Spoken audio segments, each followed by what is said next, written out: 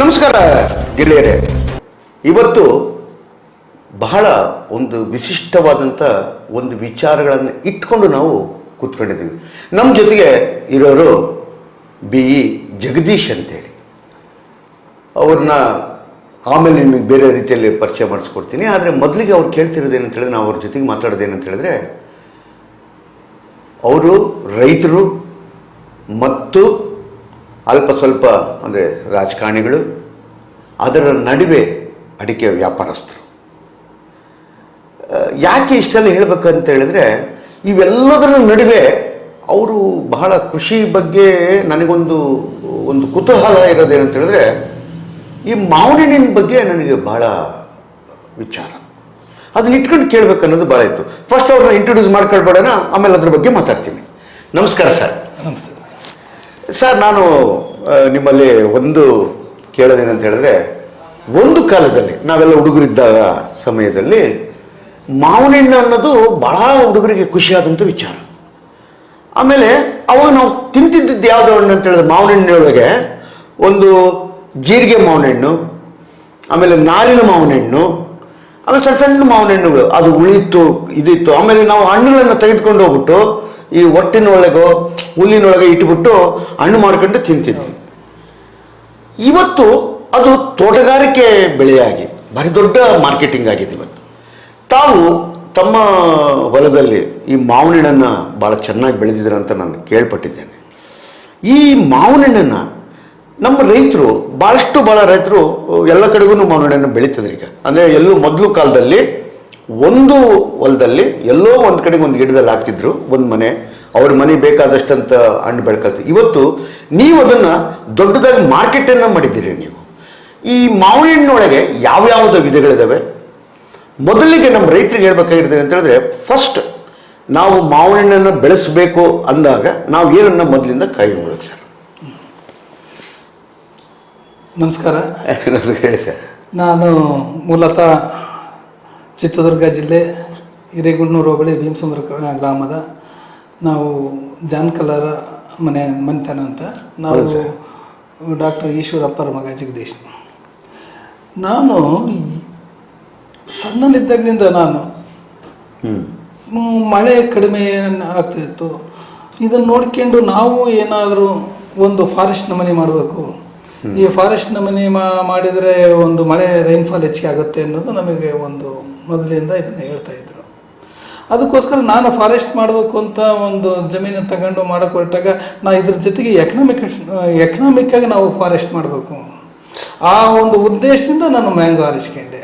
ಅದು ಈ ದೇಶಕ್ಕೆ ಸೇವೆ ಸಲ್ಲಿಸೋದು ಒಬ್ಬ ರೈತ, ಒಬ್ಬ ಸೈನಿಕ, ಇನ್ನೊಬ್ಬ ಕಾರ್ಮಿಕ, ಅದರಲ್ಲಿ ಈ ಮೂರರಲ್ಲಿ ನಾನು ಒಬ್ಬನಾಗಬೇಕು ಅನ್ನೋ ಒಂದು ಮನೋಭಾವನೆ ನನ್ನಲ್ಲಿ ಅದು ಸೇರ್ಕೊಂಡಿದ್ದು.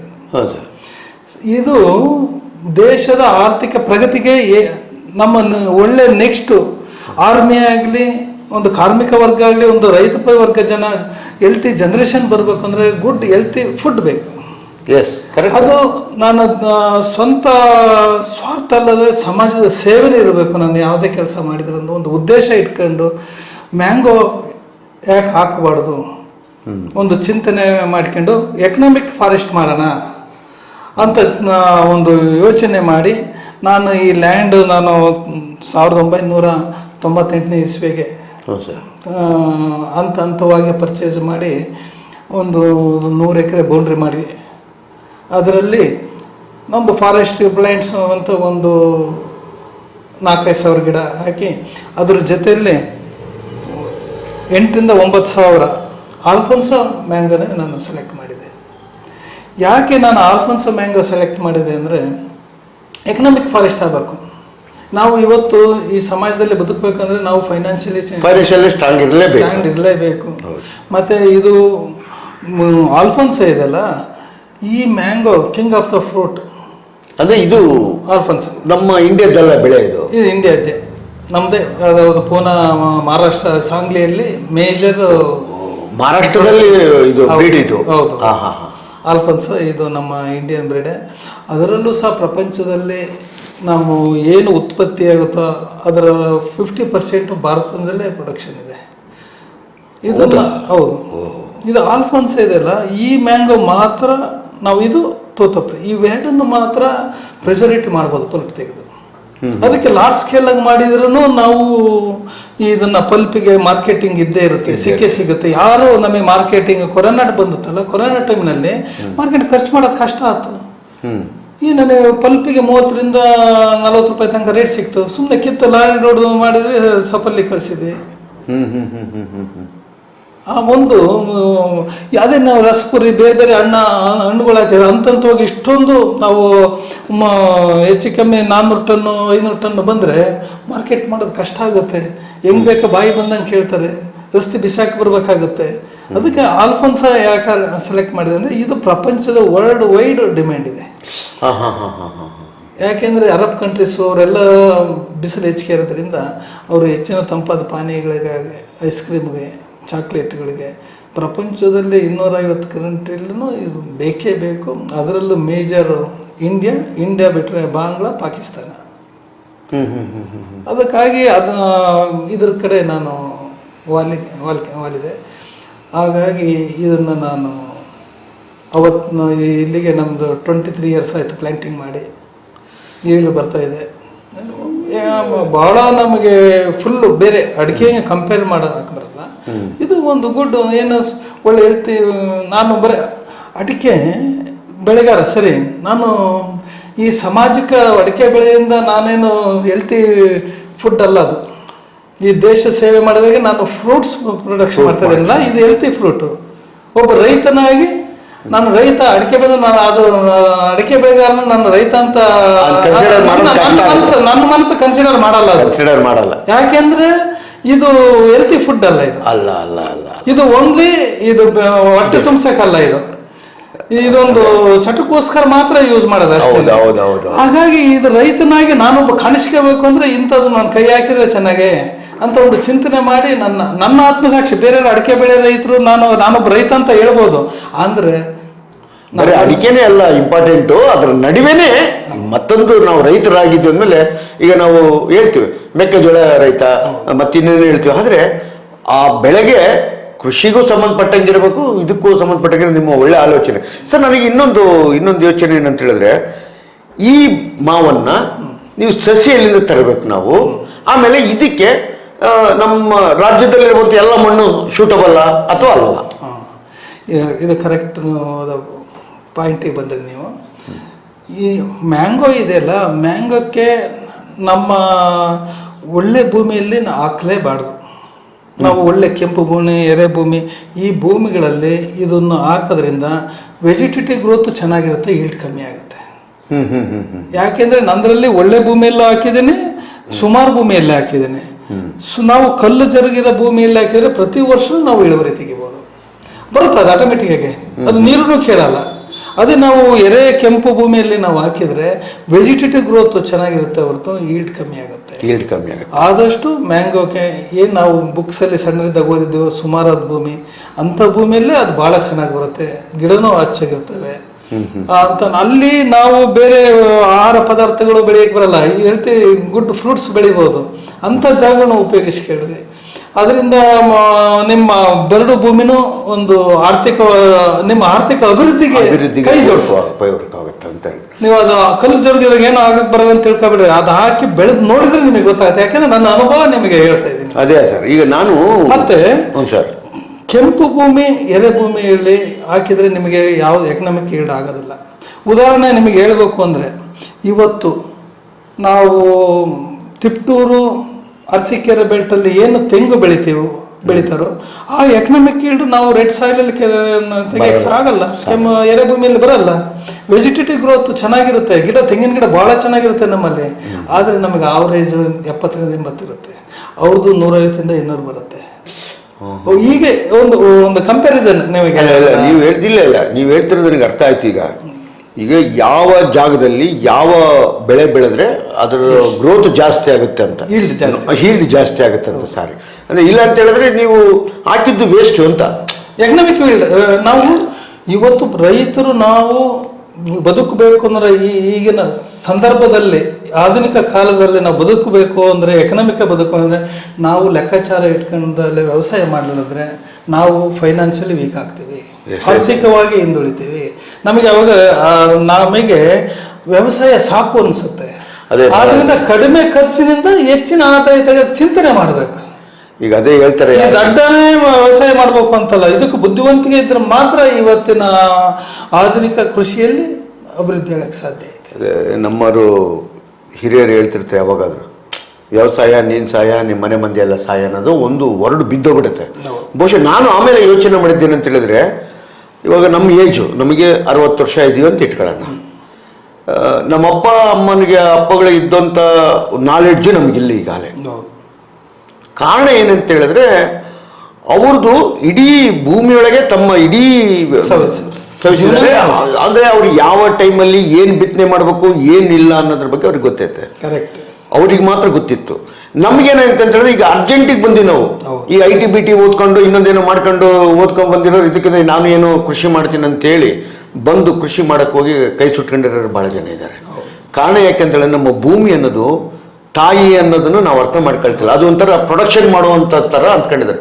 ಸೊ ಇದು ತಪ್ಪ ಸರಿನಂತ?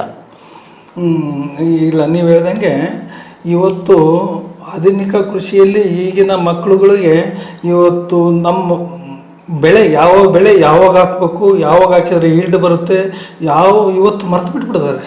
ಎಲ್ಲರೂ ದುಡ್ಡಿನಿಂದ ಹೋಗ್ತಾ ಇರೋದ್ರಿಂದ ಎಲ್ಲ ಯಾವುದು ಆದಾಯ ಐತೋ ಆ ಸೈಡ್ ಹೋಗ್ತಾರೆ. ಇವತ್ತು ಏನು ನಾವು ಸಾವಯವ ಮೊದಲು ರಾಗಿ, ಜೋಳ, ಕೇಸರಿ ಜೋಳ, ಸೇಚುವೆ, ಇವು ನೀರುಳ್ಳಿ, ಇವನ್ನೇನು ಈಗಿನ ಮಕ್ಳುಗಳಿಗೆ ಯಾವ ಟೈಮ್ನಾಗ ಹಾಕ್ಬೇಕು, ಯಾವಾಗ ತೆಗಿಬೇಕು, ಯಾವ ಕಳೆ ತೆಗಿಬೇಕು, ಯಾವಾಗ ಹಾರ್ವೆಸ್ಟ್ ಮಾಡಬೇಕು, ಹೇಗೆ ಮಾರುಕಟ್ಟೆ ಮಾಡಬೇಕು, ಇದೆಲ್ಲ ನಾಲೆಡ್ಜ್ ಕಮ್ಮಿ ಆಗ್ತಾ ಹೋದೆ. ನೀವು ಹೇಳ್ದಂಗೆ ಮೊದಲಿನ ವ್ಯವಸಾಯ ಪದ್ಧತಿ ಇವತ್ತಿನ ಮಕ್ಕಳುಗಳಿಗೆ ಪ್ರತಿಯೊಂದು ನಾವು ಎಲ್ಲ ಬೆಳೆನೂ ಬೆಳೀತಿದ್ವಿ. ನಾವು ಸ್ವಾವಲಂಬಿಗಳ ಹೆಂಗೆ ಹಳ್ಳಿಗಳಿಗೆ ನಮ್ಮ ವರ್ಷಕ್ಕೆ ಬೇಕಾದ ಎಲ್ಲ ಪದಾರ್ಥಗಳನ್ನು ನಾವೇ ಬೆಳ್ಕೊಂತಿದ್ವಿ. ಇವತ್ತು ಗೋಧಿ ಹೆಂಗೆ ಬೆಳಿಬೇಕು ಅನ್ನೋದು ಪ್ರತಿಯೊಂದು ಹಿಂದೆ ಬೆಳ್ಕೊಂತಿದ್ವಿ. ಇವತ್ತೆಲ್ಲ ಕೊಂಡ್ಕೊಳಕ್ಕೆ ನಿಂತ್ಕೊಂಡ್ಬಿಟ್ಟಿದ್ದಾರೆ.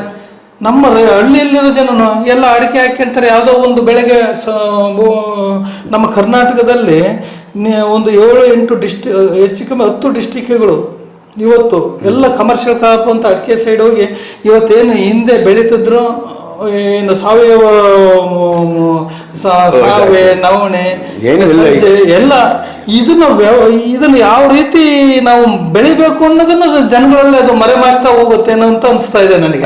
ಆದ್ರೆ ಒಂದು ಇವತ್ತು ಕೇಸರಿ ಜೋಳ ಅಂತ ಒಂದಿತ್ತು ಉದ್ದನ, ಅದು ಇವತ್ತು ಅದು ಬೀಜನೇ ಎಲ್ಲೂ ಇಲ್ಲ. ಹಂಗೆ ನೆಕ್ಸ್ಟ್ ಮುಂದೆ ಫ್ಯೂಚರ್ ಇದು ನಶಿಸಿ ಹೋಗ್ತಾ ಇದಾವೇನೋ ಇದು.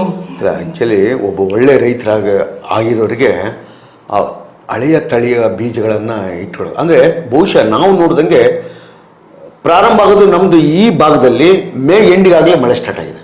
ನಮ್ಮದು ಮೊದಲಂಗಿತ್ತು ಅಂತ ಹೇಳಿದ್ರೆ ಜಲ್ದಿನೇ ಮಳೆ ಬರ್ತಿತ್ತು, ಮುಂಗಾರು ಮಳೆ ಬೆಳಿತಿದ್ವಿ, ಮುಂಗಾರಲ್ಲಿ ಇದಾಗ್ತಿದ್ವಿ. ಈಗ ಇನ್ನೊಂದು ಏನಾಗಿದೆ ಅಂದರೆ, ಮಳೆ ಬಂತ ಮೆಕ್ಕೆಜೋಳ ಬಿತ್ತು, ಸಿಂಪಲ್ ಮೆಕ್ಕೆಜೋಳ ಬಿತ್ತು, ಲಾಸ್ಟ್ಗೆ ಇನ್ನೇನು ತಲೆ ಕೆಡಿಸ್ಕೊಳಂಗಿಲ್ಲ, ಒಂದೇ ಸತಿಗೆ ಹೋಗ್ಬಿಟ್ಟು ಕೊಯ್ಕೊಳ್ ತಗೊಂಬಂದು ಮಾರ್ಕೆಟಿಗೆ ಹಾಕು. ಅದನ್ನ ಮಾರ್ಕೆಟ್ ಹಾಕೋದ್ರ ಜೊತೆಗೆ ನೀವು ಮನೆಗೆ ಬೇಕಾಗಿರೋದು ಎಲ್ಲ ತರಕಾರಿಗಳನ್ನು, ಎಲ್ಲ ಬೇರೆ ಬೇರೆ ಜೋಳದಿಂದ ಹಿಡಿದು ಎಲ್ಲವನ್ನು ಮಾರ್ಕೆಟಲ್ಲಿ ತಗೊಂಡೋಗ್ಬೇಕಾಗತ್ತೆ. ಇವತ್ತು ಅದಕ್ಕೆ 60 ರೂಪಾಯಿ kg ಇದೆ ಬೆಳೆಜೋಳ, ರಾಗಿ 40-45 ರೂಪಾಯಿ ಐತೆ. ಅಂದರೆ ನೀವು ಹೇಳ್ತಿರೋ ಮಾತು ಕೇಳ್ತಿದ್ರೆ, ಒಬ್ಬ ರೈತರಾಗಿ ನಮ್ಮ ರೈತರಿಗೆ ಈಗ ಇಲ್ಲಿ ತನಕ ಮುಗಿದೋಗೈತೆ ಕತೆ. ಸರ್ ವಾಟ್ ಈಸ್ ನೆಕ್ಸ್ಟ್ ಅಂತ ಕೇಳ್ತಾರೆ. ಆಗಿದ್ದಾಗೋಯ್ತಪ್ಪ, ಕಳೆದಿದ್ದಾಯ್ತು, ಮುಗಿದೋಯ್ತು. What is next? ಮೊದಲು ಒಂದು ಹೊಲದಲ್ಲಿ ನಾವು ರಾಗಿ, ಜೋಳ, ಆಮೇಲೆ ಹೆಸರು ಕಾಳು, ಅಲಸಂದಿ ಕಾಳು, ಎಲ್ಲ ಕಾಳುಗಳನ್ನು ಬೆಳೆದು ಮನೆ ತುಂಬ ಒಟ್ಟಿ. ಅಂದರೆ ಒಂದು ಕಾಲದಲ್ಲಿ ನಮ್ಮಲ್ಲಿ ಇದ್ದಿದ್ದು ಮನೆ ಅಂತ ಹೇಳಿದ್ರೆ, ಯಾರಂಗೆ ಹೆಣ್ಣು ಕೊಡ್ಬೇಕಂತ ಹೇಳಿದ್ರೆ ಅವ್ರ ಮನೆ ನೋಡಿದ್ರೆ ಆ ಕಾಳು ಕಡಿ ತುಂಬೈತಿಲ್ಲ ಅಂತ ನೋಡ್ತಿದ್ರಂತೆ. ನಾನು ನೋಡಿರೋದು, ಕೇಳಿರೋದು. ಕಾಳು ಕಡೆ ಅವ್ರ ಮನೆಗೆ ಎಷ್ಟಾಯ್ತೋ ಅವರು ಸುಖವಾಗಿದ್ದಾರೆ ಅಂತ. ಬಣವೆ ನೋಡ್ತಿದ್ರು, ಬಣವೆ ಐತೆ. ಅಂದ್ರೆ ಎಷ್ಟು ಹಸುಗಳು ಸಾಕಿದ್ದಾರೆ ಅಂತ ಹೇಳಿದ್ರೆ ನಾವು ಅವ್ರ ಮನೆಗೆ ಕೊಟ್ಟರೆ ಸಮೃದ್ಧಿ ಇದ್ದಾರೆ ಅಂತ. ಯಾವ ಮನೆಗಳಿಗೂ ಇವತ್ತು ದನಕ್ಕಿಗಳಿಲ್ಲ, ಎಲ್ಲ ಹೊರಗಡೆ ಕಟ್ತಾ ಇದೀವಿ. ಸೊ ಇದು ಒಂದು ರೀತಿಯ ಬಂದೋಗಿದೆ ಸರ್. ಆದರೆ ನಾನು ಬೇರೆ ಬೇರೆ ವಿಚಾರಗಳಿಗೆಲ್ಲ ಹೋಗ್ತಾ ಇದ್ದೀವಿ, ಮ್ಯಾಂಗೋದ್ ಬಿಟ್ಟು ಬೇರೆ ಕಡೆಗೆ ಹೋಗ್ತೀವಿ. ಅದೇ ಯಾಕೆ ಅಂತ ಹೇಳಿದ್ರೆ, ನನಗೆ ಈಗಲೂ ಮ್ಯಾಂಗೋದ ಬಗ್ಗೆ ಸರ್, ಈಗ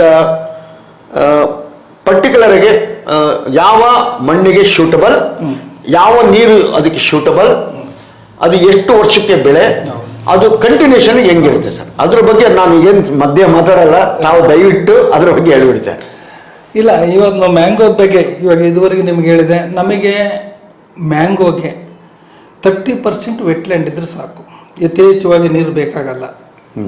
ಈ ಯಥೇಚ್ಛವಾಗಿ ನೀರಿದ್ರೆ ಅದು ವೆಜಿಟೇಟಿವ್ ಗ್ರೋತ್ ಹೆಚ್ಚಿಗೆ ಆಗುತ್ತೆ ಹೊರತು ಈಲ್ಡ್ ಕಮ್ಮಿ ಆಗುತ್ತೆ ನಮಗೆ. ಹಾಗಾಗಿ ನಮಗೆ 30% ರೈನ್ಫಾಲ್ ಏರಿಯಾ ಆದರೆ ಸಾಕು. ಅದರಲ್ಲೂ ಒಳ್ಳೆ ಭೂಮಿಗಿಂತ ನಮ್ಮಲ್ಲಿ ಕಲ್ಲು ಜರುಗು ಭೂಮಿ, ಚೌಡು ಭೂಮಿ ಇಂಥ ಜಾಗದಲ್ಲಿ ಹಾಕಿದರೆ ಎಕನಾಮಿಕ್ ಈಲ್ಡು, ನೀವು ಗುಡ್ಡ ಕಲ್ಲು ಇದರಲ್ಲಿ ಹೆಂಗೆ ಬರ್ತದೆ ಅಂತ ನೀವು ಮನಸ್ಸಿನಾಗ ಇಟ್ಕೋಬೇಡ್ರಿ. ಅಂಥ ಜಾಗಗಳಿಗೆ ಯಥೇಚ್ಛವಾದ ಈಲ್ಡ್ ಬರುತ್ತೆ. ಒಂದು 4 ವರ್ಷ ಕಷ್ಟಪಟ್ಟು ಬೆಳೆಸಿದ್ರೆ ಸಾಕು. ನಾವು ಅದನ್ನು ರತ್ನಗಿರಿಯಲ್ಲಿ ನಾನು ನೋಡಿದ್ದೀನಿ, ಅವರು ಕಲ್ಲು ಜರುಗಲ್ಲಿ ಗುಂಡಿ ಬ್ಲಾಸ್ಟ್ ಮಾಡಿ ಇಟ್ಟು ಬೆಳೆದಿದ್ದಾರೆ. ಒಂದು 4-5 ವರ್ಷ ಬೆಳೆದ ತಕ್ಷಣ ನೆಕ್ಸ್ಟ್ ಆಟೋಮೆಟಿಕ್ಕಾಗಿ ಮಳೆ ಇದಕ್ಕೆ ಅದು ಹೊಂದ್ಕೊಂಡು ಕಲ್ಲಿನ ಸಂದಿಗಿರೋ ನೀರು ತಗೊಂಡು ಅದು ಈಲ್ಡ್ ಕೊಡುತ್ತೆ. ಮತ್ತು ಅದು ಕಲ್ಲು ಜರುಗಿರೋದ್ರಿಂದ ಒಳಗಡೆ ತೇವಾಂಶ ಹಿಡಿದಿರುತ್ತೆ. ಯಾಕೆ ಕಲ್ಲಿನ ಜರುಗು ಏನು ಭೂಮಿ ಫಲವತ್ತಿಲ್ಲ ಅನ್ನೋ ಅದಕ್ಕೆ 30% ವೆಟ್ಲ್ಯಾಂಡ್. ಅದು ಭೂಮಿ ಒಳಗೆ ನೀರು ಸೋಸೋದ್ರೂ ಅಲ್ಲಿ ತೇವಾಂಶ ಇರುತ್ತೆ. ಮಳೆನಲ್ಲಿ 1 ಅಡಿ ಕೆಳಗೆ ತೇವಾಂಶ, ಅಷ್ಟು ತೇವಾಂಶ ಸಾಕೋದಕ್ಕೆ. ಮಳೆದ ಯಾವ ಥರ ನೀವು ನೀರು ಹರಿಲಿಲ್ಲ ಅಂದ್ರೂ ಅದೆಲ್ಲ ಹಿಮಿಕೆ ಹೋದ್ರೂ ಆ ತೇವಾಂಶ ಐತಲ್ಲ, ಆ ತೇವಾಂಶದಷ್ಟು ನಮಗೆ ಮ್ಯಾಂಗೋಕ್ಕೆ ವೆಟ್ಲ್ಯಾಂಡ್ ಬೇಕಾಗುತ್ತೆ. ಅಂಥ ಸುಮಾರಾದ ಭೂಮಿಗಳಿಗೆ ನಾನು ಮ್ಯಾಂಗೋ ಪ್ರಿಪೇರ್ ಮಾಡ್ತೀನಿ. ಒಳ್ಳೆ ಭೂಮಿಗೆ ಯಾವ ಕಾರಣದಿಂದಲೂ ನಾನು ಪ್ರಿಪೇರ್ ಮಾಡೋದಿಲ್ಲ. ಮತ್ತು ಯಾಕೆಂದರೆ ಅನುಭವ, ಈಲ್ಡು ನಮಗೆ ಬರೋದಿಲ್ಲ. ಅದ್ರ ಜೊತೆಗೆ ನಾವು ಸೆಲೆಕ್ಷನ್ ಇಂಪಾರ್ಟೆಂಟು. ನೀವು ಯಾವುದೇ ಆಗಲಿ ಹೊಸ್ದಾಗೆ ನೀವು ಒಂದು ಪ್ಲ್ಯಾಂಟ್ ಮಾಡ್ತಾರೆ, ಒಂದು 5 ಎಕರೆ ಆಗಲಿ 2 ಎಕರೆ ಏನೇ ಮಾಡಿ, ನೀವೆಲ್ಲ ಈಗ ಕುಂತಿದ್ದು ಯಾರ ಹೇಳಿದ್ದು ತಗೊಂಡು ಬರಬೇಡ್ರಿ. ನೀವೇ ಹೋಗಿ, ಅದರಾಗೂ ಆಲ್ಫನ್ಸ ನಿಮಗೆ ರತ್ನಗಿರಿಗೆ ನೀವು ಹೋದರೆ ಮಹಾರಾಷ್ಟ್ರದಲ್ಲಿ ನಿಮಗೆ ಕರೆಕ್ಟ್ ಅಲ್ಲಿ ಚೀಟ್ ಮಾಡಲ್ಲ, ಮೋಸ ಮಾಡಲ್ಲ. ನಮಗೆ ಕೃಷ್ಣಗಿರಿಯಲ್ಲೂ ಈ ಕಡೆ ಹೋಗ್ಬಿಟ್ರೆ ಇಲ್ಲಿ ಎಲ್ಲ ಅವ್ರು ಹೇಳೋದೇ ಒಂದು ಕೊಡೋದೇ ಒಂದು, ಆ ಥರ ಭಾಳ ಮೋಸ ಆಗುತ್ತೆ. ನೀವು ತಂದಾಕಿ ಅದ್ಯಾವುದು ಬಿಡ್ತು ಅಂತ ರೈತರು ನೀವು ಹೇಳ್ತೀರ. ಆ ಥರ ಮೋಸ ಆಗಬಾರ್ದು ಅಂದರೆ ನೀವೇ ರತ್ನಗಿರಿಗೆ ಹೋದರೆ ರತ್ನಗಿರಿಯಲ್ಲಿ ಅಲ್ಲಿ ಮೋಸನೂ ಆಗಲ್ಲ. ಕರೆಕ್ಟಾಗಿ ನಾವು ಹೇಳಿದ್ವಿ, ಒಳ್ಳೆಯ ವ್ಯಕ್ತಿಗಳು ಇದ್ದಾರೆ ಅಲ್ಲಿ. ಪ್ಲ್ಯಾಂಟ್ ಮಾಡೋರು ಒಂದು 7-8 ಜನ ಭಾಳ ದೊಡ್ಡ ಲಕ್ಷಗಟ್ಟಲೆ ಪ್ಲ್ಯಾಂಟಿಂಗ್ ಮಾಡ್ತಾರೆ. ಅವರು ಆ ಥರ ಒಂದು ಹೆಸರು ಇದೆ ಅಲ್ಲೆಲ್ಲ. ಆ ಥರ ಒಂದು ಅವರೆಲ್ಲ ಗೌರ್ಮೆಂಟ್ ಲೈಸೆನ್ಸ್ ಹೋಲ್ಡ್ರ್ ಅವರೆಲ್ಲ. ಅಲ್ಲಿ ಮಹಾರಾಷ್ಟ್ರದಲ್ಲಿ ಏನಿದೆ ಅಂದರೆ ಪ್ಲ್ಯಾಂಟ್ಸ್ ಮಾರಕ್ಕೂ ಲೈಸೆನ್ಸ್ ಹೋಲ್ಡರ್ ಇದ್ದಾರೆ ಸರ್ಕಾರದಿಂದ. ಇಲ್ಲಿ ನಮಗೆ ಕರ್ನಾಟಕದಾಗಲಿ ಇಲ್ಲಾದರೂ ಈ ಸರ್ಟಿಫಿಕೇಶನ್ ಸಿಸ್ಟಮ್ ಇಲ್ಲ. ಯಾವ ಸಸಿಗೆ ಮಾರೋದು ಇದೆ ಇಲ್ಲ ಎಲ್ಲ. ಇವಾಗ ನಾವು ಆ ಥರ ಭಾಳ ಹಾಳಾಗಿದ್ದೀವಿ. ಯಾಕೆಂದರೆ ಸಪೋರ್ಟ್ ನಾವೇನೇ ಒಂದು ಕ್ರಿಕೆಟ್ ಬಾಲ್ ಅಂತ ಕೇಳಿದ್ರೆ ಅವ್ರು ಯಾವುದೋ ಒಂದು ಸಣ್ಣ ಕಲ್ಕತ್ತಟ್ಟೆ ಕಾಯಿ ಬೀಳಂತ ಕೊಡ್ತಾರೆ. ಈ ಥರ ನಮ್ಮ ಸರ್ಟಿಫಿಕೇಶನ್ ಲೈಸೆನ್ಸ್ ಇಲ್ಲದ್ದು ನಮ್ಮ ಕರ್ನಾಟಕದಲ್ಲಿ ರೈತರಿಗೆ ಭಾಳ ಅನ್ಯಾಯ ಆಗ್ತಾ ಇದೆ. ಇದು ಮಹಾರಾಷ್ಟ್ರದಲ್ಲಿ ನೋಡಿ ನಮ್ಮ ಕರ್ನಾಟಕ ಸರ್ಕಾರನು ಅದನ್ನು ತರ್ಬೋದು. ಆ ಥರ ಒಂದು ಪ್ಲ್ಯಾಂಟ್ನ ಸಸಿ ಮಾರಕ್ಕೂ ಸಹ ಒಂದು ಅವ್ರಿಗೆ ಲೈಸೆನ್ಸ್ ಹೋಲ್ಡರ್ ಥರ ಮಾಡಿದರೆ ರೈತರಿಗೆ ಅನುಕೂಲ ಆಗುತ್ತೆ. ಇದರ ಎಷ್ಟೋ ಜನ, ಭಾಳ ಜನ ರೈತರು ತಂದಾಕಿ ಇವಾಗ ಬಾದಾಮಿ ಅಂತ ತಂದಾಕ್ತಾರೆ, ಅವು ತೋತಪ್ರಿನ ನೀಲಮ್ಮ ಬಿಡ್ತಾರೆ. ಇಂಥ ಸಸಿಗಳು ಮೋಸ ಮಾಡ್ತಾರೆ. ಮನೆ ಬಾಗಿಲಿಗೆ ಟೆಂಪದ ತಂದು ಮಾರೋಗ್ತಾರೆ. ಅವೆಲ್ಲ ಆ ಥರ ಮೋಸ ಮಾಡಿ, ಯಾಕೆಂದ್ರೆ ನಮ್ಮ ಹತ್ರ ಕೆಲವು ರೈತರು ಮಾತಾಡ್ತಾರಲ್ಲ, ಹಿಂಗಾಯ್ತು ಅಂತ ತೆಗೆದು ಮಾಡಿದೆ. ಯಾಕೆಂದ್ರೆ ನಮ್ಮ ರೈತರು ದೂರ ಹೋಗಕ್ಕೂ ಅಂತ ಹೆದರಿಕೆ ದೂರ ಯಾಕೆ ಅಂತ 400-600 ಗೊತ್ತಿಲ್ಲ ಜಾಗ ಯಾಕೆ ಹೋಗೋಣ, ನಮಗೆ ಮೋಸ ಮಾಡಿಬಿಡ್ತಾನೆ. ಯಾಕೆಂದ್ರೆ ನಮ್ಮ ರೈತರು ಮಾರ್ಕೆಟ್ನಾಗೆ ನಾವು ಒಂದು ಸಿಟಿಗಳಲ್ಲಿ ನೀವು ನೋಡ್ಬೋದು, ಮಾರ್ಕೆಟ್ನಾಗ ಹೋದ್ರೆ ಎಷ್ಟು ಹಂಚಿಕೆಗೆ ಪಟ್ಕೊಂಡು ಅವರು ಕುಂತಿರ್ತಾರೆ. ರಾಗಿ ಜೋಳ ತಗೊಂಬಂದರು, ಅವ್ರು ಅಷ್ಟು ಒಂಥರ ಇನ್ವೆಸ್ಟ್ಮೆಂಟ್ ತರ ಇರ್ತಾರೆ. ಆ ಥರ ಜನ ನಮಗೆ ಚೀಟ್ ಮಾಡ್ತಾರೆ. ಹಾಗಾಗಿ ನಮ್ಮ ರೈತರು ಈಗಿನ ಮಕ್ಕಳು ಪ್ರಬುದ್ಧಾನ ಗಾಳಿ ಹಿರಿಯರು ನಾವು ಮನೆಯಲ್ಲಿದ್ದರು, ನೀವು ಹುಡುಗರು ಇಂಥವನ್ನೆಲ್ಲ ಡಿಶನ್ ತನ್ನ ದೊಡ್ಡವ್ರು ತಗೊಂಡಾಗ ನೀವೇ ಹೋಗಿ ಸೆಲೆಕ್ಷನ್ ಮಾಡಿ ಅದ್ರಾಗ ರತ್ನಗಿರಿಯಿಂದ ಹೋಗಿ ಆಲ್ಫೋನ್ಸೋ ವೆರೈಟಿ. ಯಾಕೆ ನಾನು ಆಲ್ಫೋನ್ಸೋ ತೋತಪ್ರಿ ಪ್ರಿಪೇರ್ ಮಾಡಿ ನಿಮ್ಗೆ ಹೇಳ್ತೀನಿ ಅಂದರೆ, ಇದು ಎಷ್ಟೇ ಈಲ್ಡ್ ಬರಲಿ ನಿಮಗೆ, ಇದಕ್ಕೆ ಕನ್ಸ್ಯೂಮರ್ಸ್ ಸಿಗಲಿಲ್ಲ ಅಂದ್ರೂ ಪಲ್ಪ್ ಫ್ಯಾಕ್ಟ್ರಿಗಳಿದ್ದಾವೆ. ನೀವು ಒಂದೇ ಸರಿ ನಿಮಗೆ 10 ಲೋಡ್ ಕಿತ್ತರೂ ನಮಗೆ ಕನ್ಸ್ಯೂಮ್ ಆಗುತ್ತೆ, ಫ್ಯಾಕ್ಟ್ರಿಗೆ ಪಲ್ಪ್ ಆಗುತ್ತೆ. ಇದು ವರ್ಲ್ಡ್ ವೈಡ್ ಮಾರ್ಕೆಟ್ ಇದೆ. ಮತ್ತು ನೀವು ಎಕನಾಮಿಕ್, ನೀವು ಫಾರ್ಮರ್ಸ್ ಆಗಬೇಕು ಅಂದರೆ ನೀವು ಪ್ರತಿಯೊಂದು ಹಂತದಲ್ಲಿ ನೀವು ಫಿಲ್ಟರ್ ಮಾಡಬೇಕು, ನೋಡಬೇಕು, ಸೂಕ್ಷ್ಮತೆ ಇರಬೇಕು, ನೀವು ಸೂಕ್ಷ್ಮವಾಗಿ ಗಮನಿಸಬೇಕು. ಯಾಕೆಂದರೆ ಪ್ಲ್ಯಾಂಟ್ ಪರ್ಚೇಸಿಂಗಿಂದ ಹಿಡಿದು ನೀವು ಗಿಡ ಹಾಕಿ ಈಲ್ಡ್ ಬರೋದು ಬಂದ ಮೇಲೂ ಸ್ವಂತ ಮಾರ್ಕೆಟಿಗೆ ಎಂಟ್ರಿ ಆಗಬೇಕು. ಇಲ್ಲ ಅಂದರೆ ನೀವು ಏನು ಬೆಳಿತೀರೋ ಅದನ್ನು ಮಾರ್ಕೆಟಿಗೆ ತಗೊಂಡೋದ್ರೆ ನಾವು ನಾನು ಬೆಳಿತೀನಿ, ಇದುವರೆಗೂ ಎಳ್ಳು ಮಧ್ಯವರ್ತಿಗಳಿಗೆ ₹1 ಕಮಿಷನ್ ಕೊಡಲ್ಲ ನಾವು. ಹೇಗೆ ಮಾಡ್ತೀರಿ ನೀವು ಮಾರ್ಕೆಟಿಂಗು? ಇದನ್ನು ಸ್ವಂತ ನಾವು ಮಾರ್ಕೆಟಿಂಗ್ ಸೇಲ್ ಮಾಡ್ತೀವಿ. ಒಂದು 10 lakhs ಬರೀ ರಿಟೇಲ್ ಸೇಲ್ ಮಾಡ್ತೀವಿ. ಪಲ್ಪ್ ಫ್ಯಾಕ್ಟ್ರಿಗಳಿಗೆ ಒಂದು ಇಲ್ಲ ಕಮಿಷನ್ ಇಲ್ಲ, ಸಫರ್ಲಿಕ್ಕೆ ಕೊಡ್ತೀವಿ. ಅದೇ ಬೆಂಗಳೂರು ಮಾರ್ಕೆಟಿಗೆ ಹೋಗಿದ್ರೆ ನಮಗೆ ಟನ್ನಿಗೆ 5 ರಿಂದ 10 kg ಶೂಟ್ ತೆಗಿತಾರೆ, 10% ಕಮಿಷನ್ ತೆಗಿತಾರೆ. ಅದೇ ನಾವು ಸಫರ್ಲಿಗೆ ನಮಗೆ ಕೊಟ್ಟರೆ ಫ್ಯಾಕ್ಟ್ರಿಗೆ ನಮಗೆ ಇಲ್ಲಿಗೆ 50 ಪೈಸಾ ಟ್ರಾನ್ಸ್ಪೋರ್ಟೇಷನ್ ಚಾರ್ಜ್ ಕೊಡ್ತಾರೆ ನಮಗೆ, ಜೊತೆಗೆ ಕಮಿಷನ್ ಇಲ್ಲ. ಇವತ್ತು ಬಿಲ್ ಆಯ್ತು ಅಂದ್ರೆ ಬೆಳಿಗ್ಗೆ ನಮ್ಮ ಅಕೌಂಟಿಗೆ ದುಡ್ಡು ಬರುತ್ತೆ. ಈ ಒಂದು ಸವಲತ್ತುಗಳು ಇವತ್ತು ಇದ್ದಾವೆ. ಅವನ್ನೆಲ್ಲ ನೀವು ಗಮನದಲ್ಲಿಟ್ಕೊಂಡು ಈ ಥರ ನಾವು ಅಲ್ಲಿ ತೋತಪ್ರಿನೂ ತಗೊಳ್ತಾರೆ, ಆಲ್ಫನ್ಸನ್ನು ತಗೊಳ್ತಾರೆ. ಎಲ್ಲೂ ಮಧ್ಯವರ್ತಿಗಳಿಗೆ ಕೈಗೆ ಸಿಗದಂಗೆ ನಾವು ಇದನ್ನ ಮಾರಾಟ ಮಾಡ್ಬೋದು. ಅದಂತೂ ಮತ್ತೆ ಇವತ್ತು ನಾವು ಮ್ಯಾಂಗೋ ಮೇಳ ಅಂತ ನಮ್ಮ ಇತ್ಲುಮುನಿ ಸಾಹೇಬರು ಮತ್ತು ವಸಂತ್ ಕುಮಾರ್ ಇದ್ದಾಗ ನಮ್ಮ ಲಾಲ್ಬಾಗಲ್ಲಿ ಮಾಡ್ತಾರೆ. ನಾವು ಅವರೆಲ್ಲ ಅವಾಗೆ ಸ್ಟಾರ್ಟ್ ಮಾಡಿಸಿದ್ದು ಇಡೀ ಕರ್ನಾಟಕದಾಗ ಫಸ್ಟ್ ಪ್ರೊಡಕ್ಷನ್. ನಾವು ಪ್ರೊಡಕ್ಷನ್ ಇಂದ ಕನ್ಸ್ಯೂಮರ್ ಟು ಡೈರೆಕ್ಟ್ ಅಂದ್ರೆ ಗ್ರಾಹಕರಿಗೆ ನೇರವಾಗಿ. ಯಾಕೆಂದ್ರೆ ಇದುವರೆಗೂ ನಾವು ಎಷ್ಟನೇ ಇಸ್ವಿಯಿಂದ 2005ರಿಂದ ನಾವು ಲಾಲ್ಬಾಗ್ ಮೇಳ ಅಂತ ಸ್ಟಾರ್ಟ್ ಮಾಡಿದ್ವಿ, ಮ್ಯಾಂಗೋ ಮೇಳ. ಅವಾಗಲಿಂದ ಸ್ಟಾರ್ಟ್ ಮಾಡಿದ್ವಿ. ಗ್ರಾಹಕರಿಗೆ ಇವತ್ತು ಎಲ್ಲ ವ್ಯಾಪಾರಸ್ಥರು, ಮುಸ್ಲಿಮ್ಸ್ ಇರ್ಬೋದು, ಹಿಂದೂಗಳಿರ್ಬೋದು, ಕಾರ್ಬೈಡಕ್ ಹಣ್ಣು ಮಾಡಿ ಜನಗಳಿಗೆ ಕೊಡ್ತಾ ಇದ್ರು.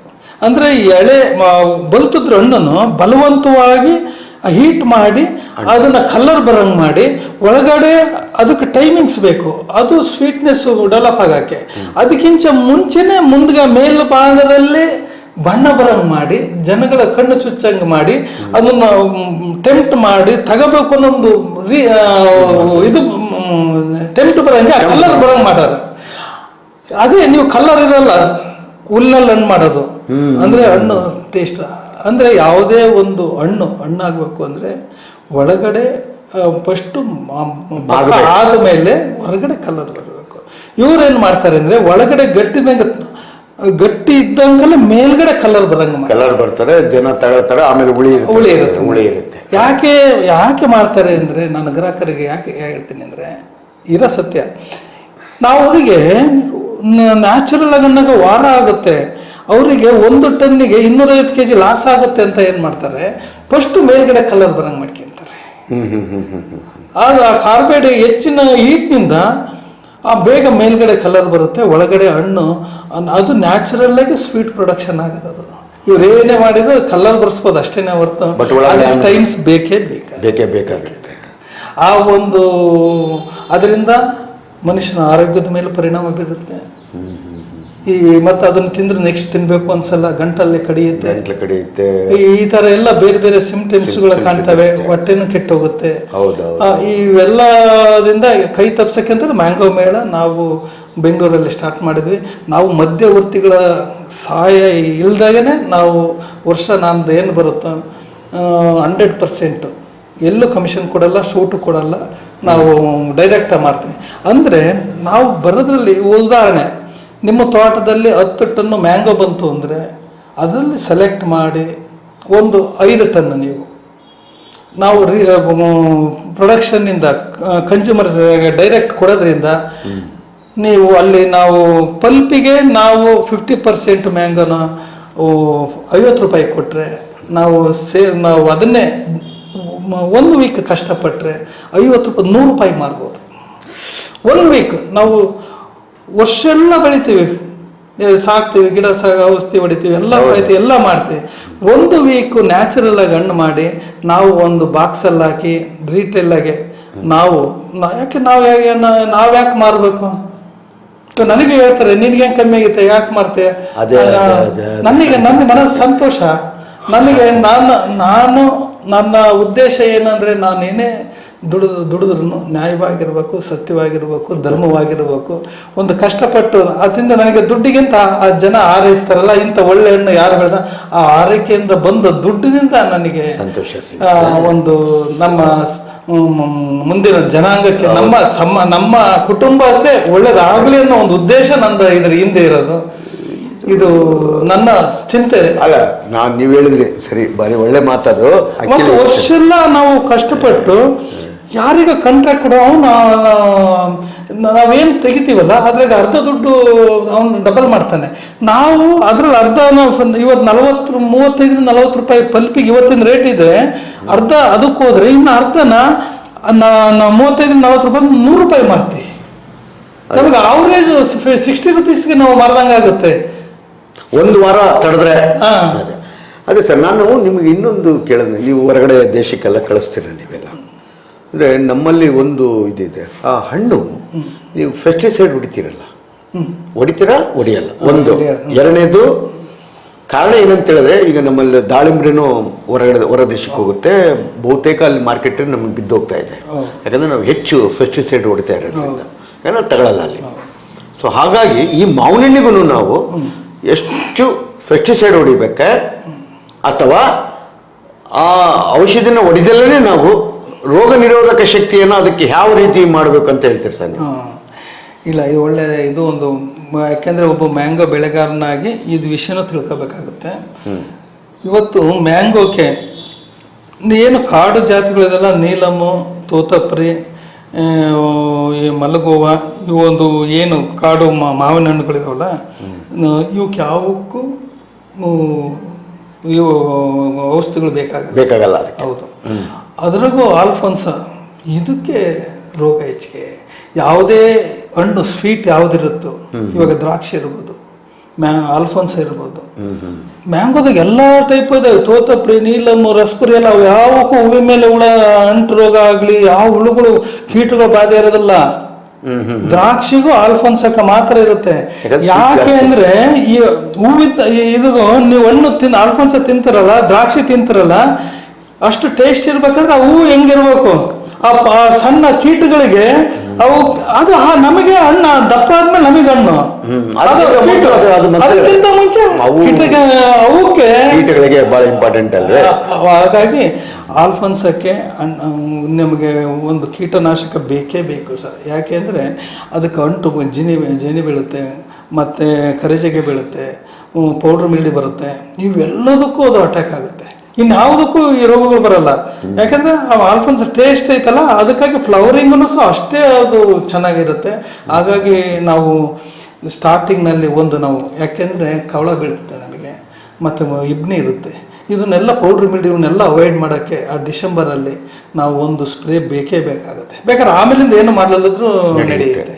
ಹಾಗಾಗಿ ಒಂದು ಸ್ಪ್ರೇ ಅದು ಆಲ್ಫೋನ್ಸಕ್ಕೆ ನೀವು ತೋತಪ್ರಿ, ನೀಲಮ್ಮು, ರಸ್ಪರಿ ಹಾಕಿದ್ರೆ ಯಾವ ವಸ್ತುನೂ ಬೇಕಾಗಿಲ್ಲ. ಬೇನಿಷ ಇಷ್ಟು ಚೆನ್ನಾಗಿ ಹಿಡಿತವೆ. ಇದಕ್ಕೆ ಮಾತ್ರ, ಇದಕ್ಕೆ ಎಕ್ಸ್ಪೆಷಲಿ ಆಲ್ಫೋನ್ಸಕ್ಕೆ ಒಂದು ಸ್ಪ್ರೇ 2 ಸ್ಪ್ರೇ ಮಾಡಿದರೆ ವರ್ಷದಾಗೆ ಮತ್ತೆ ಗಿಡನೂ ನೀಟಾಗಿರ್ತವೆ. ಮತ್ತೆ ಮಳೆ ಬಂದಾಗ ಕರಿಜಿಗೆ ಬೀಳುತ್ತೆ. ಮ್ಯಾಂಗೋದ ಮೇಲೆ ನೀವು ನೋಡ್ತೀರ ಚುಕ್ಕಿ ಬೀಳ್ತವೆ ಮಳೆ ಬಂದ ಮೇಲೆ.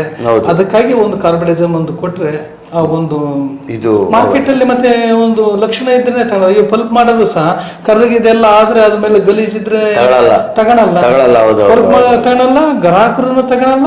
ಈ ಕೀಟ ಬಾಧೆನ ನಮಗೆ ಆಗೇನೆ ಸಾವಯವ ಪದ್ಧತಿಯಲ್ಲಿ ನಿಲ್ಸಕ್ ಆಗೋದಿಲ್ಲ ಇದನ್ನ ನಾವು. ಮತ್ತೆ ಗಿಡದಲ್ಲಿ ಕೆಂಜಿಗೆ ಅದು ಇದು ಎಲ್ಲ ಬಹಳ ಗಿಡ ಹುಳುಗಳು ಸೇರ್ಕೊಂತವೆ.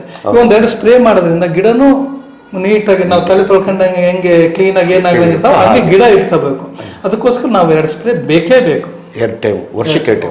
ಅದು ಖರ್ಚು ಜಾಸ್ತಿ ಇದೆ ಕಡಿಮೆ ಇರುತ್ತೆ? ಇಲ್ಲ, ಕಡಿಮೆ ಖರ್ಚು, ಭಾಳ ದೊಡ್ಡ ವಸ್ತುಗಳೇನಲ್ಲ ಅಷ್ಟೇ. ಒಂದು ಸಿಂಪಲ್ ಆಗಿ ಸಿಂಪಡಣೆ ಮಾಡಿ ಕ್ಲೀನಾಗಿ ಸಿಂಪಡಣೆ ಮಾಡಿದರೆ ಏನು ತೊಂದರೆ ಏನಾಗಲ್ಲ. ಮತ್ತೆ ತಿನ್ನೋಕ್ಕೂ ಸಹ ಅದು ಯಾವ ಥರದ್ದು ನಮಗೆ, ಯಾಕೆಂದ್ರೆ ಫ್ಲವರಿಂಗ್ ಮೇಲೆ ನಾವು ಮಾಡೋದು, ಹಣ್ಣಿಗಲ್ಲ ಫ್ಲವರ್ಗೆ ಅಷ್ಟೇ ಹೊಡೆಯೋದು ನೀವು. ಅದು ಫಾರಿನ್ ನಲ್ಲಿ ಬೇರೆ ನೀವು ಯಾವತ್ತು ಎಕ್ಸ್ಪೋರ್ಟ್ ಸೈಡಿಗೆ ಹೋಗೋದೇ ಬೇಡ. ನಮ್ಮ ಇಂಡಿಯಾದಲ್ಲಿ ಬೇಕಾದಷ್ಟು ಡಿಮ್ಯಾಂಡ್ ಇದ್ರಿ. ನೀವು ಬೆಂಗಳೂರಾಗಿ ಒಳ್ಳೆ ಹಣ್ಣು ಬೆಳೆದು 50,000 1,500 ರೂಪಾಯಿ ಡಜನ್ ನಮ್ಮ ವ್ಯಾಪಾರಗಳಾಗಿದ್ದಾವೆ. 500 ರೂಪಾಯಿ. ನಮ್ಮ ಇಂಡಿಯಾದಾಗೆ ಡೆಲ್ಲಿ, ಕಾನ್ಪುರ್ ಮತ್ತು ಈ ಕಡೆ ಬಾಂಬೆ, ಪೂನಾ ಎಲ್ಲ ಕಡೆನೂ ನಾವು ಸುಮ್ಮನೆ ಹೊರಗಡೆ ಮಾರ್ಕೆಟ್ ಯಾವುದೇ ಇಲ್ಲಿಂದ ಈ ಪರೇಶಬಲ್ ಇದು 4-5 ಡೇಸ್ಗೆ ಹಾಳಾಗ್ಬಿಡುತ್ತೆ. ನಾವು ಎಕ್ಸ್ಪೋರ್ಟ್ ಮಾಡಿ ನಾವು ಬಾಡಿಗೆ ಗಿಡ ಕಟ್ಟಿ ಸುಮ್ಮನೆ ಕಳ್ಕೋಬೇಕಾಗತ್ತೆ. ನಾವು ಯಂತ್ರೋಪಕರಣಗಳು ಮಾಡಿದ್ರೆ ಅವೇನಾದ್ರೆ ವಾಪಸ್ ತರಿಸ್ಕೋಬಹುದು. ಇವು ಏನಿಲ್ಲ, ಬಿಸಾಕ್ಬೇಕಾಗತ್ತೆ. ನಮ್ದು ಎಲ್ಲ ನಮಗೆ ಲಾಸ್ ಆಗುತ್ತೆ. ಯಾಕೆ ಟೆನ್ಷನ್ ತಗೋಬೇಕು? ನಾವು ಲೋಕಲ್ ಮಾರ್ಕೆಟ್ ಲೋಕಲ್ಲೇ ಸಾಕು. ಅದನ್ನ ಆಸೆ ಬಿಟ್ಬಿಡ್ರಿ. ನಾವು ಒಂದು ಹೊರಗಡೆ ಕಳಿಸಿ ದುಡ್ಡು ಮಾಡ್ತೇವೆ ಅನ್ನೋದು ದಡ್ಡತನ. ಬೇಕಾಗಿಲ್ಲ ಅದು. ನಮ್ಮ ವರ್ಲ್ಡ್ ಅಲ್ಲಿ 4ನೇ ಒಂದು ಭಾಗ ಜನಸಂಖ್ಯೆ ಭಾರತದಲ್ಲಿ ಅಷ್ಟು ಡಿಮ್ಯಾಂಡ್ ಇದೆ. ನಾವು ಮಾರ್ಕೆಟ್ ಇವತ್ತು ಇನ್ನು 220 ಕಂಟ್ರಿ ಇಂಡಿಯಾದೊಳಗೆ ಬರೋಕ್ಕೆ ಯಾಕೆ ಬರ್ತಾ ಇದ್ದಾರೆ ಅಂದ್ರೆ ಇಲ್ಲಿ ಡೆವಲಪ್ಮೆಂಟ್ ಕಂಟ್ರಿ. ಇಲ್ಲಿ 70% ಮಧ್ಯಮ ವರ್ಗ ಹಿಂದುಳಿದಿರೋದ್ರಿಂದ ಅವರು ಆರ್ಥಿಕವಾಗಿ ಸದೃಢರಾಗಲು ಪ್ರಯತ್ನ ಪಡ್ತಾ ಇದ್ದಾರೆ. ಏನೇ ತಂದು ಹಾಕಿದ್ರು ಡೆವಲಪ್ ಇವ್ರು ಬೇಕು ಅಂತ ಜನಗಳಲ್ಲಿ ಒಂದು ಉತ್ತೇಜನ ಇದೆ, ಆ ಒಂದು ಕ್ಯೂರಿಯಾಸಿಟಿ ಇದೆ. ಹಾಗಾಗಿ ಇಲ್ಲಿ ಕನ್ಸ್ಯೂಮ್ ಕಂಟ್ರಿ ನಮ್ದು. ಹಾಗಾಗಿ ಬೇರೆ ದೇಶಗಳಲ್ಲಿ ಯಾಕೆಂದ್ರೆ ಅವರು ಬಹಳ ಸೈಂಟಿಫಿಕ್ ಆಗಿ ಮುಂದುವರೆದ ದೇಶಗಳು ಅವೆಲ್ಲರೂ. ನಮಗಿಂತಲೂ ಆರ್ಥಿಕವಾಗಿ ಸದೃಢರಿದ್ದಾರೆ. ನಾವು ಅವ್ರ ಥಿಂಕಿಂಗಿಗೆ, ಅವ್ರ ಯೋಚನೆಗೆ ತಕ್ಕಂತೆ ನಾವು ನಮ್ಮ ರೈತರಿಗೆ ಕಷ್ಟ ಆಗುತ್ತೆ ಅಂತ ಫೆಸಿಲಿಟಿ ಸರ್ಕಾರನೂ ನಮಗೆ ಕೊಡ್ತಿಲ್ಲ. ಸುಮ್ಮನೆ ಹೇಳ್ತಾರೆ ಅಷ್ಟೇ ಈ ರಾಜಕೀಯ ವ್ಯಕ್ತಿಗಳು ಇವರೆಲ್ಲ. ಅವ್ರನ್ನ ನೆಚ್ಕೊಂಡು ನಾವು ಯಾವತ್ತೂ ವ್ಯವಸಾಯ ಮಾಡಕ್ಕೆ ಬರೋದೇ ಇಲ್ಲ.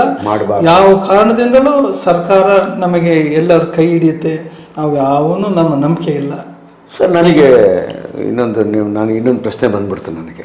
ಏನಂತ ಹೇಳಿದ್ರೆ, ಇವತ್ತು ನಾನು ಮಾಡ್ಬೇಕು ಸರ್, ನಂದು 2 ಎಕರೆ ಜಮೀನು ಐತೆ. ಸೊ ನಂದು ಅದೇ ಮಾಮೂಲು ಇರೋಂಥ ಭೂಮಿನೇ, ಅದೇನು ಭಾರಿ ದೊಡ್ಡ ಖುಷ್ಕಿ ಏನೋ ಥರದ್ದೇನಲ್ಲ. ಸೊ ಹಂಗಾಗಿ ನಾನು ಇವತ್ತು ಅದನ್ನು ರೆಡಿ ಮಾಡಿದ್ರೆ ನನಗೆ ಎಷ್ಟು ವರ್ಷಕ್ಕೆ ನನಗೆ ಫಲ ಕೊಡುತ್ತೆ ಸರ್?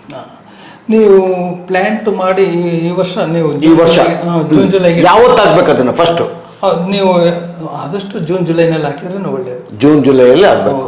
ಅಂದರೆ ಜೂನ್ ಜುಲೈ ಅಂತ ಮಳೆಗಾಲ ವಾತಾವರಣ ತಂಪಾಗಿರುತ್ತೆ. ಪ್ಲಾಂಟ್ ಆ ಜಾಗಕ್ಕೆ, ಆ ಭೂಮಿಗೆ ಹೊಂದ್ಕೊಳ್ಳೋದಕ್ಕೆ, ಮತ್ತೆ ಬೇರುಗಳು ಆ ಭೂಮಿ ಒಳಗೆ ಸ್ವಲ್ಪ ಹೊರಗಡೆ ವೆದರ್ ಕೂಲ್ ಆಗಿದ್ರೆ ಆ ಗಿಡ ಚೆನ್ನಾಗಿ ಒಳಗೆ ಬೆಳೆಯುತ್ತೆ. ಹಾಗಾಗಿ ಬೇರೆ ಬಿಟ್ಕೊಂಡು 1 ವರ್ಷ ಆಗ್ಬಿಟ್ರೆ ನೆಕ್ಸ್ಟ್ ಇಯರಿಂದ 1-2 ಹಸಿ ನೀರು ಕೊಟ್ಬಿಟ್ರೆ 3-4 ಇಯರ್ಸ್ ಆಮೇಲಿಂದ ನೀವು ನೀರು ಕೊಡೋದೇ ಬೇಕಾಗಿಲ್ಲ. ಅಲ್ಲ, ಈಡು ಬರುತ್ತಾ? 3ನೇ ವರ್ಷ ನಿಮಗೆ 3ನೇ ವರ್ಷದಿಂದ ಈಡು ಕೊಡುತ್ತೆ. ಅದು ಎಕನಾಮಿಕ್ ಈಲ್ಡ್ ಏನಲ್ಲ, ಅದು ಖರ್ಚು ಒಳ್ಳೆಸ್ಕೊಂಡು ಅದು ಅದಕ್ಕೆ ನೀವು ಇಡ್ತಿದ್ಯಾ? ಅಂದ್ರೆ ಎಷ್ಟು ಡಿಸ್ಟೆನ್ಸ್ ಎಷ್ಟು ಅಡಿಗೆ ಒಂದು ಐಡೆನ್ಸಿಟಿ ಪ್ಲಾಂಟಿಂಗ್ ಒಂದೇ ಸರಿ ಹಾಕೋದಾದ್ರೆ 20x20 ಬೆಸ್ಟ್.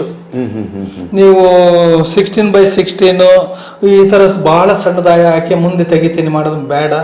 ನೀವು ಐಡೆನ್ಸಿಟಿ ಪ್ಲಾಂಟಿಂಗ್ ಮಾಡ್ತಾರೆ 20x20 ಬೆಸ್ಟ್. ಇನ್ಯಾವುದು ಚೇಂಜ್ ಮಾಡೋದು ಬೇಡ. ಯಾಕಂದ್ರೆ ಗಿಡನ 16x16 ಹಾಕಿ ಅದು ಇನ್ನೊಂದ್ಸ ಕಡಿಯೋಕೆ ನಿಮಗೆ ಮನಸ್ಸು ಬರೋದಿಲ್ಲ. ಅದು ಬೇರು ಕೂಡ ಜಾಸ್ತಿ ಆಗುತ್ತೆ ಅವಕ್ಕೆ. ಹೌದು. ಮತ್ತೆ ನಮಗೆ ಸೂರ್ಯನ ಬೆಳಕು ಭೂಮಿಗೂ ಬೀಳ್ಬೇಕು, ಗಿಡದ ಮೇಲೂ ಬೀಳ್ಬೇಕು. ಹೌದು. ಈ 20x20 ಪ್ಲಾಂಟೇನೆ ವಿತಿನ್ 6 ಇಯರ್ಸ್ ಒಂದಕ್ಕೊಂದು ಕೂಡ್ಬಿಡುತ್ತೆ. ಬೇಕಾಗಲ್ಲ, ಅವ ಪೋನಿಂಗ್ ಮಾಡ್ಬೇಕಾಗತ್ತೆ. ಅದಕ್ಕೆ ನಿಮಗೆ ಗಿಡ ಇವಾಗ ಬೆಳೆಸಿ ಅವಾಗ ತೆಗಿಯಕ್ಕೆ ಮನ್ಸು ಬರೋದಿಲ್ಲ. ಅವಾಗ ಹಂಗೆ ಬಿಟ್ಕೊಂತ ಅವಾಗ ನಿಮಗೆ ಎಕನಾಮಿಕ್ ಈಲ್ಡ್ ಆಗೋದಿಲ್ಲ. ಮತ್ತೆ ಕಲ್ಟಿವೇಶನ್ಗೆ ಬಹಳ ತೊಂದರೆ ಆಗುತ್ತೆ. ಅದಕ್ಕಾಗಿ ನಾನು 20x best good high density planting. But ಸೆಂಟ್ರಿಗೆ ಏನಾದ್ರು ಬೆಳಿಬೋದ? ಮತ್ತೆ ಬೆಳೆಯಕ್ಕೆ ಸಾಧ್ಯತೆ ಇದೆಯಾ? ಬೆಳಿಬಾರ್ದು? ಅಲ್ಲ, ಬೆಳಿಬಹುದು. 1 ವರ್ಷ ಬೆಳಿಬಹುದು. ಅದ್ರ ಪ್ಲಾಂಟ್ ನೋಡ್ಕೊಳಕ್ ನಿಮಗೆ ಕಷ್ಟ ಆಗುತ್ತೆ. ಸ್ವಲ್ಪ ಇರೋರು ಅಚ್ಚುಕಟ್ಟಾಗಿರೋರು 4 ಲೈನ್ ಮೆಕ್ಕೆಜೋಳನೋ ತೊಗರಿನೋ ಏನಾದ್ರು ಹಾಕೊಂಡು ಹಾಕಬಹುದು. ಹೌದು. ಸೆಂಟ್ರ್ ಪಾಯಿಂಟ್ ಒಳಗೆ ಬೇಸಿಗೆ ಬೆಳೆ ನೀವು ತೊಗರಿನೇ ಹಾಕಿಡ್ರಿ 4 ಸಲ. ಅದೇ ನಾನು ನಿಮ್ಗೆ ಇಲ್ಲ ತರಕಾರಿ ಹಾಕಿಡ್ರಿ ಬೆಸ್ಟ್. ತರಕಾರಿ ನೀರಾವರಿ ಇದ್ರೆ ಇಲ್ಲದ ಇದು ನೀರಾವರಿ ಇಲ್ಲದಕ್ಕೆ ಮಾಡ್ತಿರೋದಲ್ಲ, ಬೇಕಾಗಿಲ್ಲ. ಮಳೆಗಾಲದಲ್ಲಿ 4 ಸೈಡ್ ತೊಗರಿನಾದ್ರು ಹಾಕಿಡ್ರಿ, ಮೆಕ್ಕೆಜೋಳನಾದ್ರು ಬೆಳ್ಕೊಳ್ರಿ. ಆ ತರ ಒಂದು ಅಂದ್ರೆ ನೀವು ಸಣ್ಣ ಬೆಳೆ ಬೆಳ್ಕೋಬಹುದು. ನೀವು ಹೇಳ್ತಿರೋದಂದ್ರೆ ಮಗುನ 3 ವರ್ಷ ಸಾಕ್ರಿ, ಅದು ನಿಮಗೆ ಫಲ ಕೊಡುತ್ತೆ, ಮುಂದೆ ಫಲ ಕೊಡುತ್ತೆ ಅಂತ. ಅದು ಮಗು ಥರನೇ ನೋಡ್ಕೊಳ್ಬೇಕಾಗಿದೆ. ಅಂದ್ರೆ ಈಗೆಲ್ಲ ನಾವೆಂಗಿದ್ದೀವಿ ಅಂದ್ರೆ, ಸರ್ ಇವತ್ತಾಗ್ಬಿಟ್ಟು ನಾಳೆ ಬೆಳಗ್ಗೆ ಬಂದ್ಬಿಡ್ಬೇಕು, ನಮಗೆ ದುಡ್ಡು ಬರ್ಬೇಕನ್ನೋ ಆಲೋಚನೆಯಲ್ಲೇ ಇದ್ದೀವಿ. ಮತ್ತೆ ಇನ್ನೂ ಒಂದು, ಮಾವಿನ ಗಿಡನ ನಾವು ಹಾಕದಲ್ಲೇ ಪಕ್ಕದಲ್ಲಿ ಫಾರೆಸ್ಟ್ ಇದ್ರೆ ಬೋರರ್ ಹೊಡೆಯುತ್ತೆ, ಸ್ಟೆಮ್ ಬೋರರ್ ಅಂತ. ಏನಿಲ್ಲ, ನಿಮಗೆ ಅದು ಕ್ಲೀನಾಗಿ ಗಿಡ ಯಾವ್ದಾದ್ರು ಗಿಡಗಳು ಮುಂದೆ ಹೋದಾಗ ಬೋರು ಮರಕ್ಕೆ ಸೆಂಟ್ರ್ನಾಗ ಗುಂಗಾರಿ ಹುಳ ಕೊರೆದು ಹುಟ್ಟೆಲ್ಲ ಹೊರಗೆ ಹಾಕ್ತಾ ಇರುತ್ತೆ. ಅದನ್ನ ವರ್ಷಕ್ಕೊಂದ್ಸರಿ ಗಿಡಗಳನ್ನ ಅಬ್ಸರ್ವ್ ಮಾಡ್ತಾರೆ. ಅದಕ್ಕೆ ಏನಿಲ್ಲ, ಸಿಂಪಲ್. ಈ ಯಾವ್ದಾದ್ರು ಒಂದು ಕಾರ್ಪೆಟಿಸಮ್ ಯಾವ್ದಾದ್ರು ಅದ್ರೊಳಗೆ ಇಲ್ಲ ಹಿಟ್ಟೈತೆ, ಸ್ಪ್ರೇ ಮಾಡಿ ಬಾವಿಸ್ಟನ್ನಾಗೆ ಮೈದಾ ಹಿಟ್ಟಿನಾಗ ಯಾವ್ದಾದ್ರು ಕಲ್ಸಿ ಅದಕ್ಕೆ ಫಿಲ್ ಮಾಡಿಬಿಟ್ರೆ ಸಾಕು, ಅದ್ರೊಳಗಿದ್ರೆ ಹುಳ ಸತ್ತೋಗ್ಬಿಡುತ್ತೆ. ಇಲ್ಲಾಂದ್ರೆ ತಂತಿ ಹಾಕಿ ಹುಳ ತೆಗೆದು ಫಿಲ್ ಮಾಡ್ಬೇಕು. ಆ ಥರ ಏನಿಲ್ಲ, ಸ್ವಲ್ಪನೇ ಗಿಡ ಮರ ಹಂಗೆ ಅಬ್ಸರ್ವ್ ಮಾಡ್ಕೊಂತ ಹೋದ್ರೆ ಹಿಂಗೆ ಸಣ್ಣದಂಗೆ ಗುಂಗಾರ ಯಾರೋ ಕೊರಿತಿರ್ತಾವೆ, ಅಲ್ಲಿ ಒಟ್ಟು ಮರ ಸುತ್ತ ಒಟ್ಟೆಲ್ಲ ಬಿತ್ತು ಅಂದ್ರೆ ಅವಾಗಲೇ ಮಾಡ್ಬಿಟ್ಟು ಗೊತ್ತಾಗುತ್ತೆ. ಅದು ಅಬ್ಸರ್ವೇಷನ್ ಒಂದು ಇರಬೇಕು. ಇದು ಜನಗಳಿಗೆ ಗೊತ್ತಿಲ್ಲ ಇದು. ಇದು ಬಹಳಷ್ಟು ಜನ ರೈತರು ಮಾಡ್ಕೊಂಡು ಕೈ ಸುಟ್ಕೊಂಡಿದ್ದಾರೆ. ಮರ ಇದಕ್ಕಿಂತ ಸತ್ತು ಹೋಗ್ತವೆ ಅಂತ ಈ ತರ ಎಲ್ಲ ಬೋರಲ್ ಹೊಡೆಯೋದ್ರಿಂದ ಇದಾಗುತ್ತೆ. ಈಗ ನೀವು ನೋಡಿರ್ಬೇಕು, ಕೆಲವೆಲ್ಲ ಮರಗಳು ಅಲ್ಲೆಲ್ಲಿ ಬೋರಲ್ ಹೊಡೆದಿರ್ತಾವೆ, ಮರಗಳು ಬೋರ್ ಆಗಿರ್ತಾರೆ, ಕೆಳಗಡೆ ಬಿದ್ದಿರುತ್ತೆ. ಕರೆಕ್ಟ್. ಸೊ ನನಗೆ ನೀವು ಭಾಳ ಒಳ್ಳೆಯ ವಿಚಾರಗಳನ್ನು ನಮ್ಮ ರೈತರಿಗೆ ಹೇಳ್ಕೊಟ್ಟಿದ್ದೀರಾ ಸರ್. ಸೊ ಗೆಳೆಯರೆ, ಇವತ್ತು ನಮ್ಮ ಜೊತೆಗೆ ಇವರು ಸರ್ ಅವರು ಕುತ್ಕೊಂಡು ಇಷ್ಟೊಂದು ಅಂದರೆ ಯಾವ ಮಾವಿನ ಹಣ್ಣು ಬೆಳಿಬೇಕು, ಯಾವ ಟೈಮಲ್ಲಿ ಕೊಡಬೇಕು, ಹೆಂಗೆ ಮಲ್ಚಿಂಗ್ ಮಾಡಬೇಕು, ಏನೇನು ಅನ್ನೋದ್ರ ಬಗ್ಗೆ ತುಂಬ ಅದ್ಭುತವಾದಂಥ ವಿಚಾರಗಳನ್ನು ಹೇಳ್ಕೊಟ್ಟಿದ್ದಾರೆ.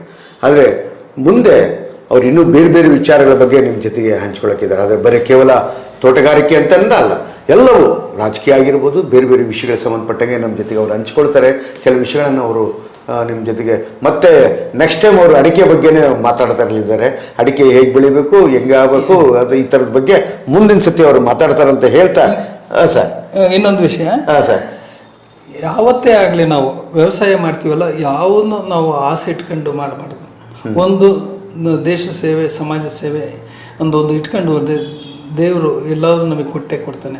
ನಿಮಗೆ ಈ ಲಾಸ್ ಆಯ್ತು, ಯಾವ ಕಾರಣದಲ್ಲ ಭೂಮಿ ತಾಯಿನ ಹೆಚ್ಕೊಂಡು ನೀವು ಮಾಡಿದರೆ ಲಾಸ್ ಆಗೋದಿಲ್ಲ. ಭೂಮಿ ಇಲ್ಲ ಅದೇನೇ 10 ವರ್ಷಕ್ಕೆ ನಿಮಗೆ ಅವತ್ತು ಫಸ್ಟ್ ನಿಮಗೆ ಕೊಡಲಿದ್ರು, ಇನ್ನು ಯಾವತ್ತಾದ್ರೂ ಅಪ್ರಿಷಿಯೇಷನ್ ಆಗಾದ್ರೂ ನಿಮಗೆ ದೇವ್ರು ನಮಗೆ ಕೊಡ್ತೇನೆ. ಯಾವತ್ತು ವ್ಯವಸಾಯದಿಂದ ಲಾಸ್ ಆಯ್ತು ಅಂತ ಅನ್ಕೊಂಡ್ಲೇಬೇಡ್ರಿ. ಯಾಕೆಂದರೆ ಇವತ್ತು ಆಧುನಿಕ ಕಾಲದಲ್ಲಿ ಎಷ್ಟೇ ನೀವು ಮುಂದುವರೆದ್ರಲ್ಲಿ ಕಂಪ್ಯೂಟರ್ ಚಂದ್ರಲೋಕಕ್ಕೆ ಹೋಗ್ಬೋದು, ಏನೇ ಬಂದರು ನಾವು ತಿನ್ನೋದಕ್ಕೆ ಮುದ್ದೆ, ಅನ್ನ, ಸಾರು, ಹಣ್ಣು ಹಂಪಲು ಬೇಕೇ ಬೇಕು. ಇವತ್ತು ದೇಶದಲ್ಲಿ ನಾವು 130 ಕೋಟಿ ಜನ ಇದ್ದೀವಿ. ಹಿಂಗೆ ಜನಸಂಖ್ಯೆ ಹೆಚ್ಚಿಗೆ ಆಗ್ತಾ ಹೋದರೆ ಭೂಮಿಯ ಒತ್ತಡ ಹೆಚ್ಚಿಗೆ ಆಗುತ್ತೆ, ಅಂದರೆ ಈ ಪರ್ಚೇಸಸ್ ಹೆಚ್ಚಿಗೆ ಆಗುತ್ತೆ. ಹಾಗಾಗಿ ಮುಂದೆ ಎಷ್ಟು ಕಾಲ ಕಳೆದಂಗೆಲ್ಲ ಕಮ್ಮಿನೇ ಆಗುತ್ತೆ ಹೊರತು, ಇವತ್ತು ಹೆಂಗೆ ಸಿಟಿ ಒಳಗೆ ಎಲ್ಲ ಜಾಗ ತಗೊಂಡಾಗ ಎಲ್ಲ ಅಲ್ಲೊಂದು ಇದೆಲ್ಲ ಹಂಗೆ ದುರ್ಗದಾಗ ಎಲ್ಲ ವಿತಿನ್ ಹಳೆ ಚಿತ್ರದುರ್ಗದೊಳಗೆ ಎಲ್ಲಿ ನೋಡಿದ್ರೆ ಎಲ್ಲೇದಪ್ಪ ಎಲ್ಲೂ ಜಾಗ ಇಲ್ಲ. ಹಾಗೆ ಅಂಥ ಕಾಲ ಎಲ್ಲಿ ಹೊಲ ತಗೊಂಡ ಜಮೀನೇ ಸಿಗದಂಥ ಕಾಲನೂ ಮುಂದೆ ಬರುತ್ತೆ. ಹಾಗಾಗಿ ಈ ನೀವೇನು ರೈತರು ಇದರಿಂದ ಹಾಳಾದೆ ಅಂತ ಯಾವ ಕಾರಣದಿಂದ ಅಂದ್ಕೋಬೇಡ್ರಿ. ನೀವು ಸಮಾಜ ಸೇವೆ, ದೇವರು ನಿಮಗೆ ಎಲ್ಲರೂ ನಮಗೆ ಕೊಡ್ತಾರೆ ಅನ್ನೋ ನಂಬಿಕೆ, ವಿಶ್ವಾಸದಿಂದ ನೀವು ವ್ಯವಸಾಯ ಮಾಡಿರಿ ಅಂತ ಹೇಳ್ತಾ ನನ್ನ ಮಾತು. ಆದರೆ ಇವರು ಹೇಳಿದ್ಮೇಲೆ ಇನ್ನೊಂದು ನನಗೊಂದು ಸಣ್ಣ ಟಿಪ್ಸ್ ಅಂತ ಕಳಿಬೇಡಿ, ಏನನ್ನ ಅಂತ ಕೇಳಿ. ಯಾಕೆ ಹೇಳ್ತೀರಿ ಅಂತ ಹೇಳಿದ್ರೆ, ಇವತ್ತು ಎಲ್ಲರೂ ಹೊಲಗಳನ್ನು ಮಾರಿ ಸೈಟ್ಗಳನ್ನಾಗಿ ಮಾಡ್ತಾಯಿದ್ದಾರೆ ಸುತ್ತಮುತ್ತ ಹಳ್ಳಿಗಳಲ್ಲಿ. ದಯವಿಟ್ಟು ಅದನ್ನು ಭಾಳ ದಿನ ಬಿಸ್ನೆಸ್ ನಡೆಯೋದಿಲ್ಲ. ಯಾಕಂದರೆ ಭೂಮಿ ಮಾರ್ಕೊಂಡು ಬದುಕೋದು ಕಷ್ಟ. ಆದರೆ ಮುಂದಿನ ತಲೆಮಾರಿಗಾಗಲಿ ನಮ್ಮ ಅಪ್ಪ ಅಮ್ಮ ಹೆಂಗೆ ಬಿಟ್ಕೊಟ್ಟಿದ್ದಾರೋ ಆ ಭೂಮಿನ ಹಾಗೆ ಉಳಿಸ್ಕೊಳ್ಬೇಕು ಅನ್ನೋ ಉದ್ದೇಶದಿಂದಲೇ ಅವರು ಇಲ್ಲಿ ತನಕ ಹೇಳಿದರು. ಅವರು ಈ ಕಾರ್ಯಕ್ರಮಕ್ಕೆ ನಮ್ಮ ಜೊತೆಗೆ ಇಷ್ಟೊತ್ತು ತನಕ ಮಾತಾಡಿದ್ದಕ್ಕೆ ಸರ್ ನಮಸ್ಕಾರ. ಶರಣ.